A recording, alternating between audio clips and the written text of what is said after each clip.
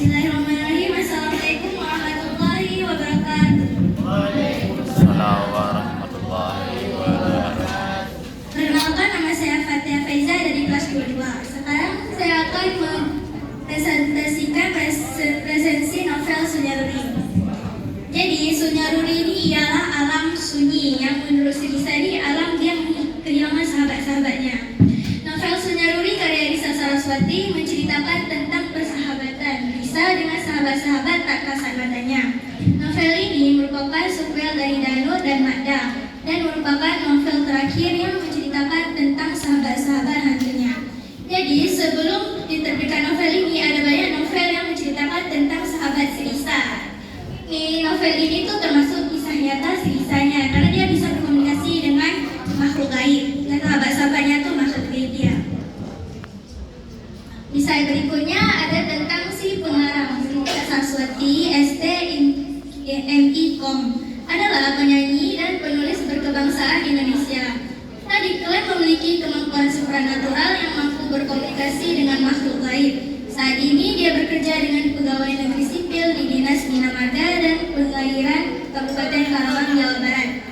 Jadi dia tuh pokoknya bisa berkomunikasi lah sama makhluk gaib dan bisa melihatnya. Terus di slide berikutnya ada sinopsis dari novel ini. Sunyaruri menceritakan tentang kesedihan Risa karena ditinggal pergi oleh sahabat-sahabat hantunya.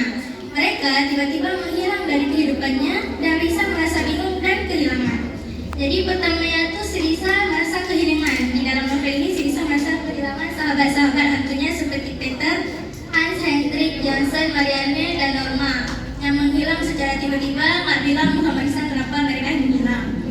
Habis itu yang kedua dia mendapat teman baru.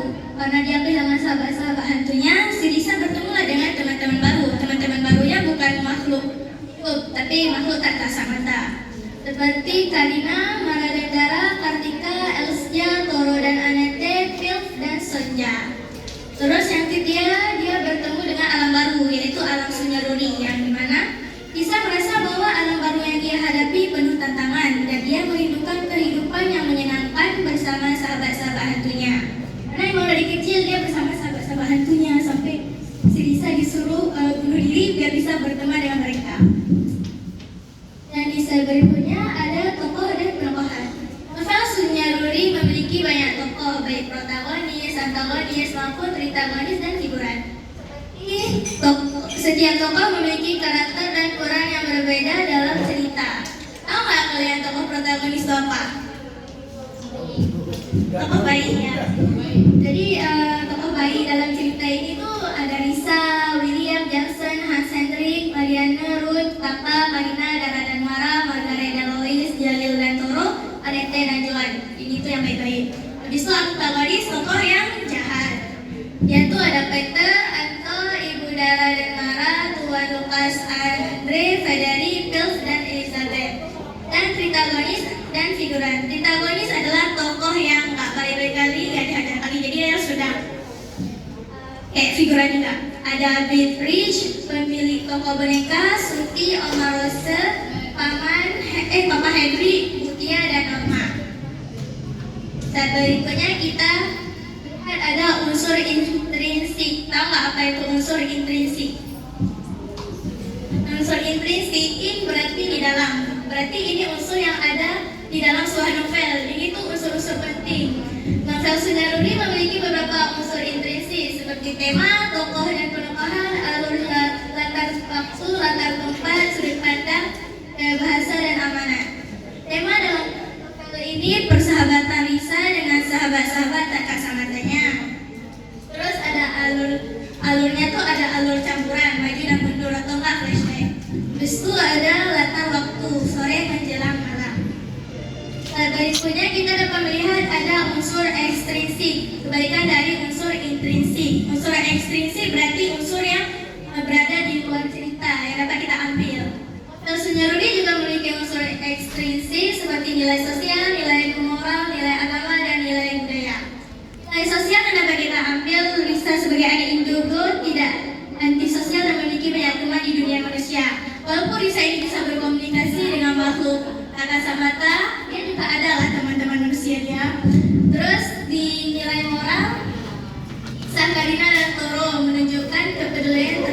keluarga, dan berbakti kepada orang tua.